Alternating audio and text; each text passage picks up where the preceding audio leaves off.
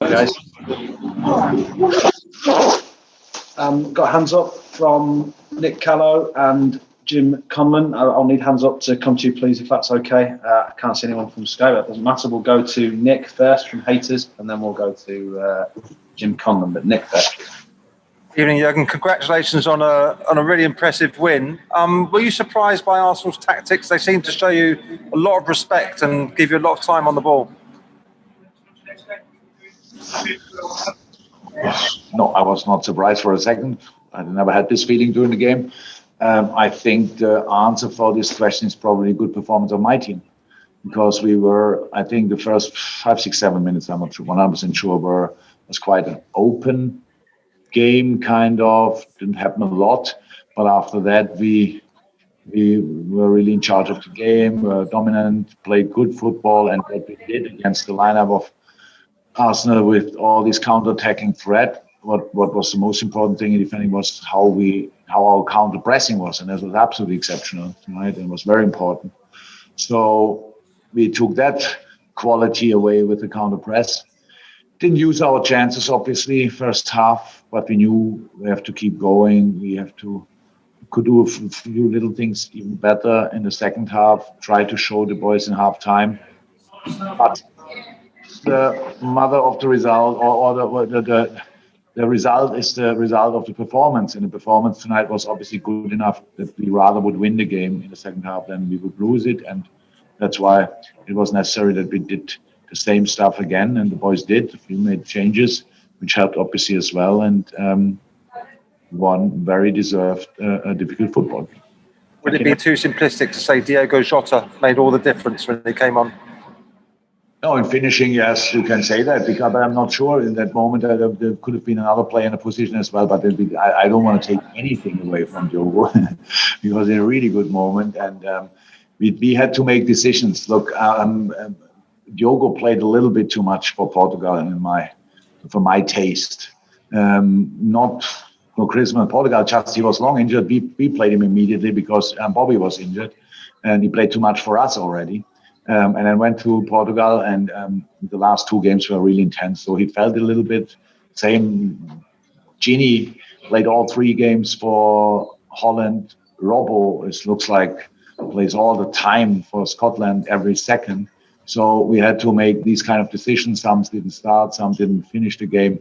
But in general, we had tonight the choice. That's very important. The boys were, all the boys in the moment, hopefully it stays like this, are now long enough time after the injury they had, maybe, so are in a good moment and in a good shape as well. So we have opportunities. They could have lined up tonight 5, 6 other players who are all in a good shape. Curtis Jones played for the U21, outstanding. Shaq played super. Naby trained outstanding for us. So Oxley is in a really good moment. So it's that's the situation we have now. And now we have to use that for the tough periods coming up, and that's it. Thanks, Nick. We'll go to Thanks, Chris. Conlon, then we'll go to Joe Prince-Wright, Rob Draper, and James Pearce. That should conclude the presser. But Jim next.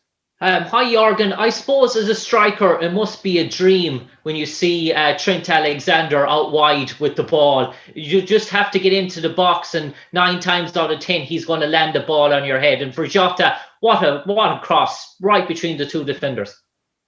Yeah, outstanding. But it was just look, when you play the game, a game like Trent played tonight, when you are fully in the game completely, like without thinking a lot, just focusing on the important stuff in the game, then you can do these kind of things. In a worse game, you have to don't even Trent doesn't cross like that.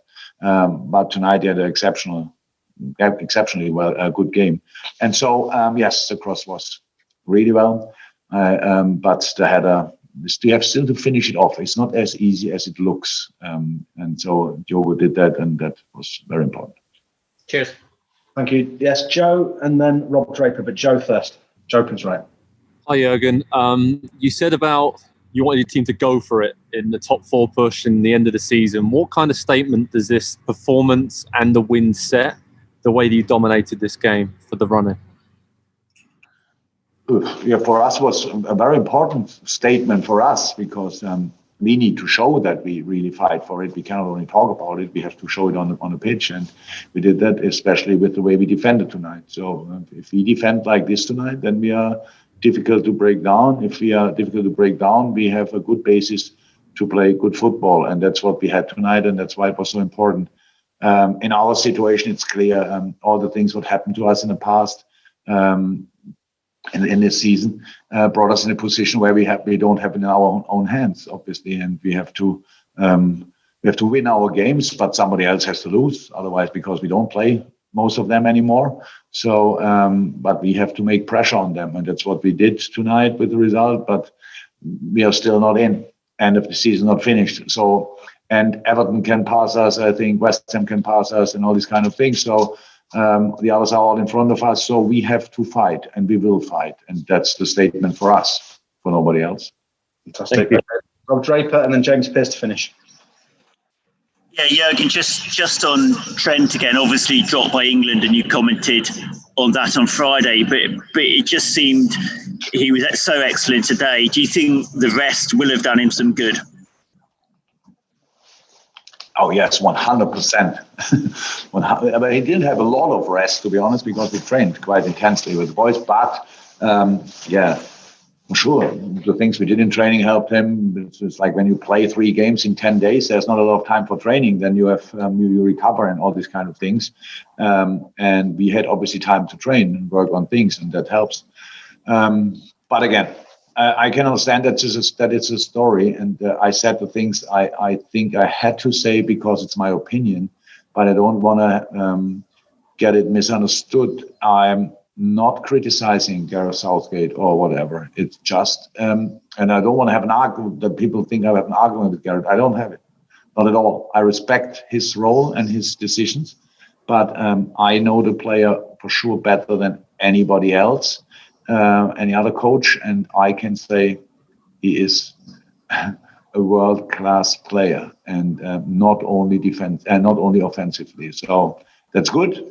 Does he perform always world-class? No, I don't know a player who is doing that. So, but it's his potential. That's it. Thank you, Rob and James to finish. Hi, Jurgen. That's 3 clean sheets in a row now. You've had so much chopping and changing at the back over the course of this season.